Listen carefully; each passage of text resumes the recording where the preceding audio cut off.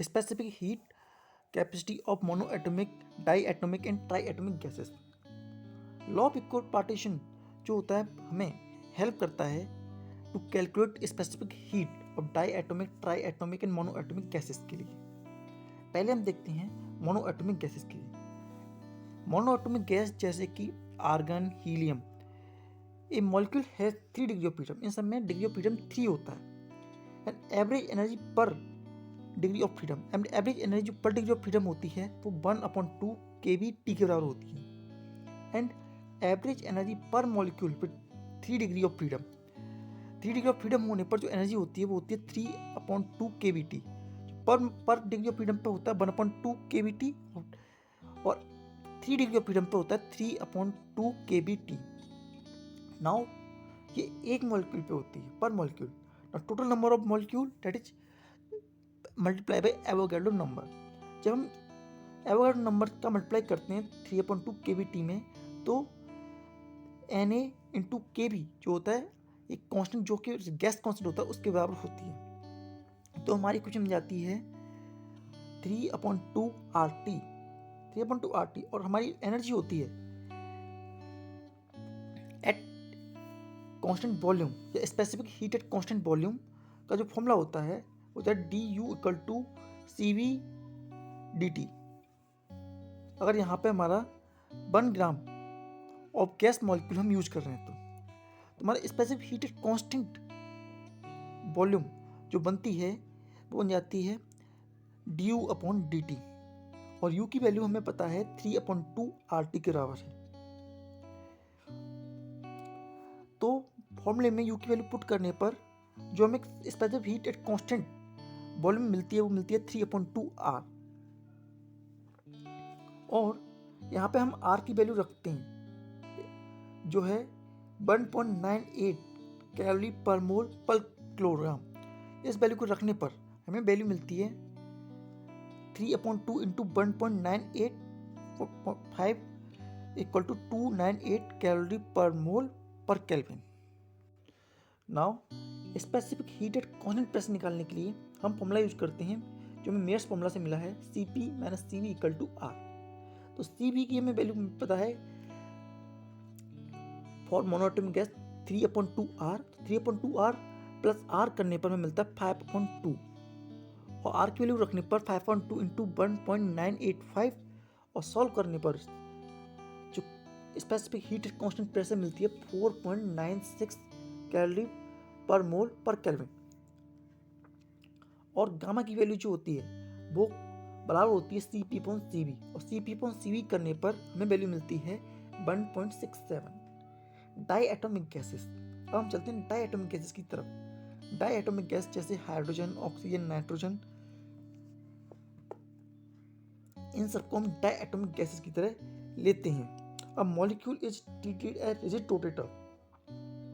ये जो होते हैं इनके मॉलिक्यूल रिजिड रोटेटर्स टाइप के होते हैं लाइक अ डम बेल विदाउट वाइब्रेशन मोड, बिना वाइब्रेशन मोड के।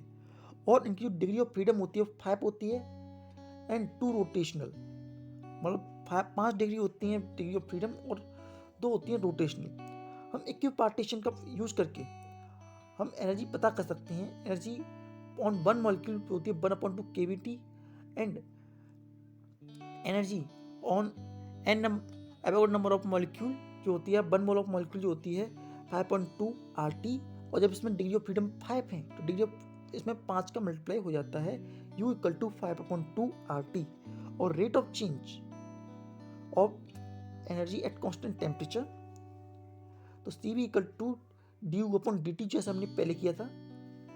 और सॉल्व करने पर स्पेसिफिक हीट कांस्टेंट वॉल्यूम जो मिलती है 5/2 R के बराबर मिलती है। And specific heat at constant pressure Cp - Cv = R वाला फॉर्मूला लगा करके 5/2 R plus R 7/2 R and Cp = 7/2 into 1.985 Cp = 6.95 calorie per mole per kelvin के बराबर हमें मिल जाती है। और इस कंडीशन में जब हम डायटोमिक गैस के लिए गामा का रिलेशन देखते हैं Cp/Cv देखते हैं तो हमें मिलता है 7/2 R से R कैंसिल 7/5 तो 1.4 मिलता है। If diatomic gas is not a rigid rotator, अगर वो रिजिड रोटेटर नहीं है एंड वन डायमेंशनल मोड, उसके अंदर एक वन डायमेंशनल मोड है, तो ऐसी कंडीशन में जो इंटरनल एनर्जी होती है वो जो बनती है U इक्वल टू 5/2 kBT और प्लस kBT उसमें एक्स्ट्रा ऐड होता है, और Avogadro number for n number molecule के लिए जो वैल्यू बनती है बोलते हैं 7/2 RT के बराबर, और Cv जो होती है du/dt 7/2 R मिलता है, और Cp मिलता है Cb प्लस R, तो Cb हमारा 7/2 R प्लस R 9/2 R के बराबर मिल जाता है। गामा की value Cp/Cv equal to 9/7। In the case of tri atomic gas में लीनियर होती हैं और नॉन लीनियर होती हैं। फर्स्ट लेते हैं लीनियर के लिए। लीनियर केस में जो एनर्जी होती है U जो होती है 7/2 RT के बराबर बनती है। यहाँ पर एक मॉलिक्यूल के अंदर जो इक्विपार्टीशन एनर्जी के अकॉर्डिंग एक मॉलिक्यूल के ऊपर 1/2 kBT होती है, और एनी मॉलिक्यूल के पास 1/2 RT एनर्जी होती है, और 7 मॉलिक्यूल क्योंकि डिग्री ऑफ फ्रीडम 7 है तो 7 तो एनर्जी होती है 7/2 RT के बराबर, और rate of change Cv equal to du/dt, और du/dt करने पर 7/2 R बनता है, और एनर्जी बन जाती है 6.95, और स्पेसिफिक कांस्टेंट प्रेशर जो बनता है इसका 9/2 R के बराबर, और उसकी वैल्यू होती है 8.9 calorie per mole per kelvin. Obviously सीधे हम गामा का रिलेशन निकालते हैं, Cp/Cv करते हैं तो उसका में रिलेशन मिलता है 1.28। For the case of non linear, जब हम नॉन लीनियर के लिए निकालते हैं तो हमें U की वैल्यू मिलती है 3RT, और उसमें डिग्री ऑफ फ्रीडम 6 होते हैं, तो 3RT उसमें वैल्यू मिलती है, और रेट ऑफ चेंज हमें मिल जाता है उसका 3R, और 3R को वैल्यू पुट करने में हमें वैल्यू मिलती है 5.96 calorie per mole per kelvin. Cp की वैल्यू Cv प्लस Cr जो होती है 4R के बराबर, एंड जो रिलेशन होता है रेशियो गामा का जो होती है वो होता है Cp/Cv equal to 4/3 1.33। Now in case of polyatomic gases के लिए क्या रिलेशन रहता है? ये पॉलीएटॉमिक गैस है जब in general 3 transition degrees of freedom, 3 transition degree of freedom होती हैं, एंड 3 रोटेशन डिग्री होती हैं, and certain number of vibration mode. Polyatomic gases में ट्रांसलेशन डिग्री होती हैं, और रोटेशनल डिग्री होती हैं, एंड वाइब्रेशनल एनर्जी भी होती हैं, और इक्विपार्टीशन ऑफ एनर्जी के अकॉर्डिंग जो उसमें टोटल एनर्जी होती है U equal to 3/2 kBT and 3/2 kBT and plus F kBT। जब से एवोगाड्रो नंबर से मल्टीप्लाई करते हैं तो हमारी वैल्यू मिलती है हमें 3 + F RT। तो हमारी Cv की वैल्यू आती है du/dt करने पर 3 + F R, और Cp की वैल्यू आती है Cv + R equal to 4 + F R, and gamma equal to Cp/Cv, तो 4 + F/3 + F के बराबर हमारी वैल्यूज की हो जाती है गामा की value. Determination of gamma the degree of freedom. अब हम गामा को वैल्यू निकालते हैं, तो इसके लिए क्या करेंगे?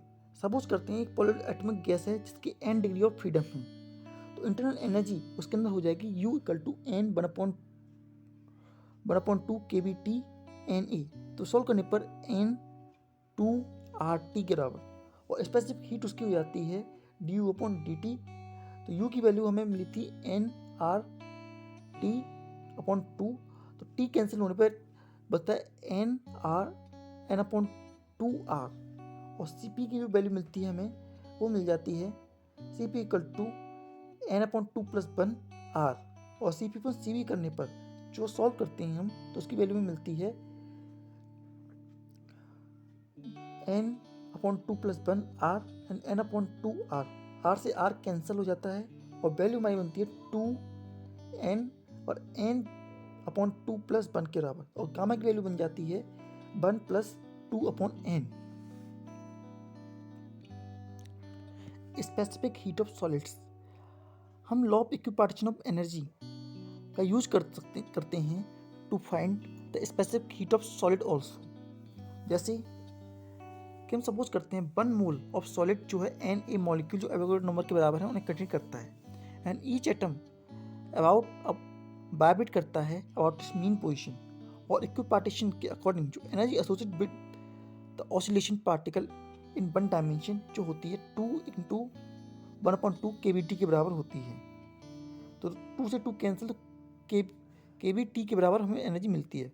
इन 3 डायमेंशन मोशन में जो एनर्जी हो गई तो वो मिल जाती है हमें 3 kBt। ये एक मॉलिक्यूल की होती है।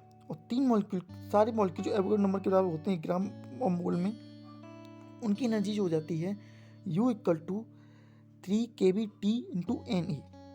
और वैल्यू इसकी बनती है 3RT।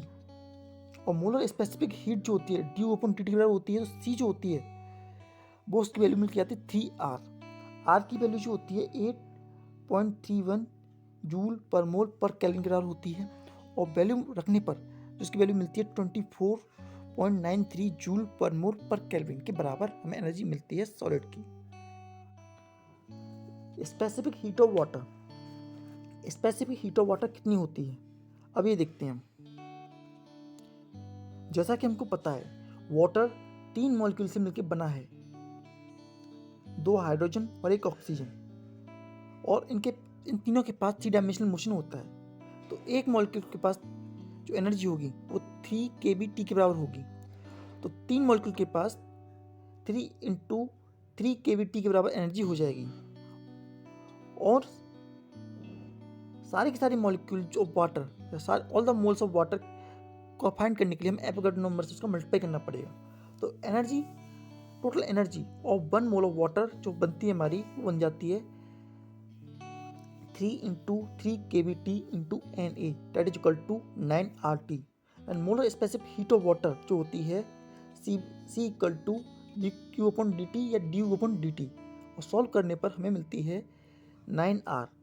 और R की वैल्यू हमारी होती है 8.31 जूल पर मोल पर केल्विन। और सॉल्व करने पर इसकी वैल्यू मिलती है 74.7 जूल पर मोल पर केल्विन।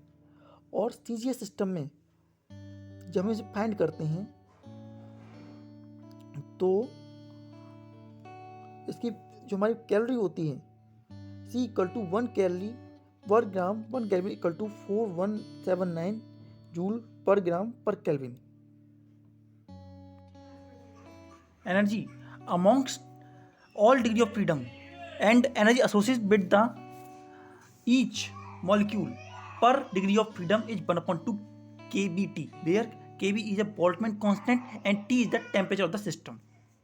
अगर जो kinetic energy है, kinetic energy of translational of single molecule is ET = 1/2 mv² plus 1/2 m/² plus 1/2 mv²z, mean to say in all the 3 direction, x direction velocity, by direction velocity और z direction velocity, और उनका मास तो same ही रहेगा, तो energy उसी तरह से निकाल लेते हैं। तो ET = 3/2 kBt, that is equally distributed in all the 3 direction, mean to say 1/2 mv² x = 1/2 kBt and 1/2 mv² = 1/2 kBt and 1/2 mv²z 1/2 kBt। 1/2 kBt get distributed on in all the 3 directions। अब जैसा कि हमको पता है जो लीनियर मोशन होते हैं या पॉइंट साइज मोशन होते हैं उनमें तो केवल स्ट्रेट लाइन में होता है। मोनो एटॉमिक गैस के लिए डिग्री ऑफ फ्रीडम होता है वो 3 होता है। और 3 होने की वजह से उसमें केवल 3 direction x by z direction में ही लीनियर मोशन देखने को मिलता है, that is 1/2 bx² in x direction, 1/2 mv² in z by direction and 1/2 mv²z in z direction, and in each direction energy is going to be 1/2 kBt। लेकिन वहीं diatomic gases के अंदर हमें 2 तरीके के मोशन मिलता है, और उन दोनों तरीके के मोशन की वजह से एनर्जी प्रेजेंट होती है। फर्स्ट जो होता है वो लीनियर मोशन की वजह से होता है, और दूसरा रोटेशनल एनर्जी की वजह से होता है। तो इसकी वजह से जो टोटल एनर्जी होती है वो एक तो लीनियर मोशन की वजह से होती है और दूसरी रोटेशनल मोशन की वजह से होती है। जो लीनियर मोशन की वजह से एनर्जी होती है 1/2 mv² x 1/2 mv² y plus 1/2 mv² z, और रोटेशनल एनर्जी होती है वो होती है 1/2 इनर्शिया आई ओमेगा 1 का होल स्क्वायर प्लस 1/2 I2 और ओमेगा 2 का whole square, and each rotational degree of freedom contribute a term to energy which that contain square of variable of rotational motion।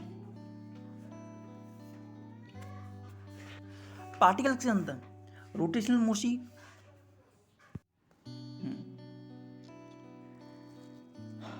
Eight a low pressure and high temperature, जितनी भी gases होती हैं उनका behaviour ideal gas की तरफ बढ़ता चला जाता है। ऐसा इसलिए क्योंकि एट अ लो प्रेशर और high temperature the molecule are far apart and molecular interaction are negligible. क्योंकि लो प्रेशर और हाई टेम्परेचर पर जो मॉलिक्यूल्स होते हैं वो एक दूसरे से काफ़ी अच्छे डिस्टेंस पे आ जाते हैं और मॉलिक्यूलर इंटरेक्शन होता है वो भी इनके अंदर कम देखने को मिलता है। And if there were no interaction a real gas would behave like ideal gas, और अगर कोई इंटरेक्शन नहीं होगा तो एक रियल गैस जो है आइडियल गैस की तरह बिहेव करना स्टार्ट कर देगी। सेकंड ग्राफ हम देखते हैं प्रेशर एंड वॉल्यूम के बीच में। तुम्हारा फॉर्मूला होता है PV इक्वल टू कॉन्स्टेंट, मतलब कि अगर हम टेम्परेचर कॉन्स्टेंट कर दें तो प्रेशर जो होता है वो इन्वर्सली प्रोपोर्शनल होता है वॉल्यूम के, या वॉल्यूम इन्वर्सली प्रोपोर्शनल होता है प्रेशर के। तो हम कह सकते हैं when temperature of a given mass of a gas keep constant then pressure vary inversely as the volume of the gas, और इसी को हम बॉयल्स लॉ भी कहते हैं। हमारी बुक में हमें दिखा रखा है कि किस तरीके से चेंजेस आते हैं एट 3 डिफरेंट टेम्परेचर। हमें 3 डिफरेंट टेम्परेचर दे रखी हैं और हमें दिखा रखा है कि एक आइडियल गैस का टेम्परेचर कैसा होना चाहिए और एक रियल गैस का टेम्परेचर या एक रियल गैस ग्राफ कैसे देगा।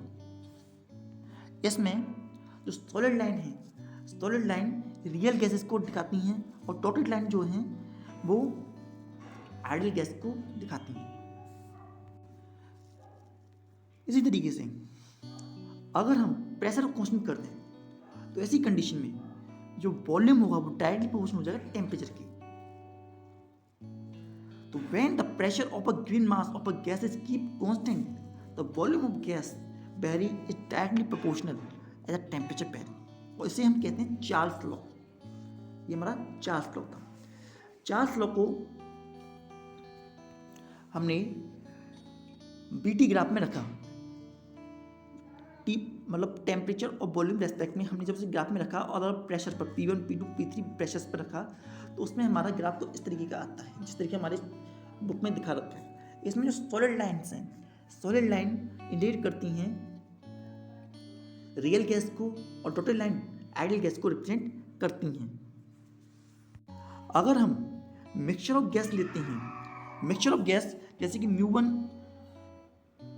जो है मोल्स ऑफ फर्स्ट गैस, म्यू2 जो है मोल्स ऑफ सेकंड गैस वीसल के अंदर कंटेन करते हैं जो कि नॉन रिएक्टिव गैसेस हैं। तो आइडियल गैस ऑप्शन में पुट करने पर हमारा फॉर्मूला बनता है PV इक्वल टू nRT, और n जो है वो बराबर होगा म्यू1 प्लस म्यू2 प्लस म्यू3 डैश डैश डैश।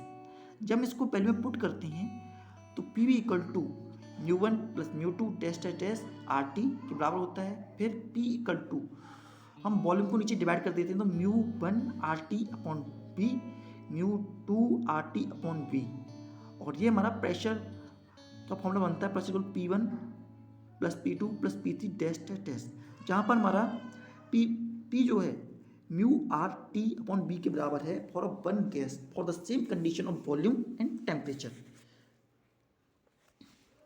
और इस बात को करके हम कह सकते हैं जो टोटल प्रेशर लग रहा है आइडियल गैसेस के ऊपर वो इक्वल होता है sum of partial pressure exerted by individual gas on the mixture.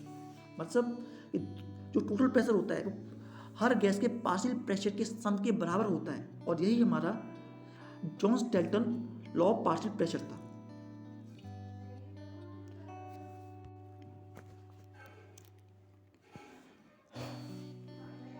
Kinetic theory of gas. अब हम चलते हैं अपने नेक्स्ट टॉपिक की तरफ, that is kinetic theory of gas. Kinetic theory of gas is based upon the assumptions which were first given by Clausius।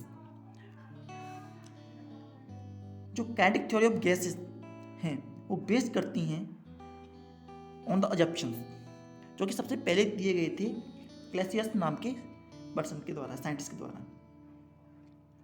इनके कुछ important point इस तरीके से हैं। जो गैस होती हैं वो बनी होती है लार्ज नंबर ऑफ मॉलिक्यूल से, जो कि परफेक्टली इलास्टिक स्फीयर होती हैं। And for a given gas, जो सेम टाइप की गैस होती है उसके लिए सारी कंडीशन आइडेंटिकल होती हैं। तो वहीं जो गैसेस अलग अलग होती हैं, डिफरेंट होती हैं, उनके लिए जितनी भी कंडीशंस होती हैं वो अलग अलग रहती हैं। इसी तरीके से second, the molecule of the gas are in state of instant random motion. जितने भी मॉलिक्यूल्स होते हैं वो कंटिन्यूस रैंडम मोशन में होते हैं और वो चारों तरफ in all direction with a different speed rotate करते रहते हैं। और ये सारे जो गैस के मॉलिक्यूल, जो एटम होते हैं, वो न्यूटन्स लॉ को फॉलो करते हैं। जो साइज होता है गैसेस का वो बहुत ही ज़्यादा छोटा होता है as compare distance in between them. जो गैसेस के बीच का डिस्टेंस होता है वो बहुत ज़्यादा होता है as compare to size of them. If the typical size of the gas is molecule is 2 Armstrong, the average distance in between them is 20 Armstrong. इसी तरीके से जो volume occupied by the volume is negligible to individual volume of the gas atom. जो molecules होते हैं वो एक दूसरे फोर्स ऑफ अट्रैक्शन नहीं लगाते जब तक वो आपस में कांटेक्ट में कोलिजन के दौरान ना आए। ना फोर्स ऑफ अट्रैक्शन लगेगा, ना फोर्स ऑफ रिपल्सन लगेगा। जो कोलिजन होता है in between the molecules of gases और why the pieces of container is going to perfectly elastic होता है। एंड जो momentum and kinetic energy of molecule जो होती है कंजर्व रहती है इस तरह की कोलिजन के दौरान। लेकिन इंडिविजुअल मॉलिक्यूल की जो स्पीड होती है या वेलोसिटी होती है वो चेंज हो जाती है। और there is no concentration of molecule at any point. जो मॉलिक्यूल होता है उसको किसी पॉइंट पर कंसंट्रेशन देखने को नहीं मिलता। जो मॉलिक्यूल की डेंसिटी होती है वो यूनिफॉर्मली डिस्ट्रीब्यूटेड होती है। And a molecule move along straight line between two successive collision। जो मॉलिक्यूल्स होते हैं वो मूव करते हैं स्ट्रेट लाइन में in between two successive collision. And distance in between the two successive collision is called mean free path. और उन्हीं दो पॉइंट के बीच का डिफरेंस होता है उसी को मीन फ्री पाथ कहते हैं।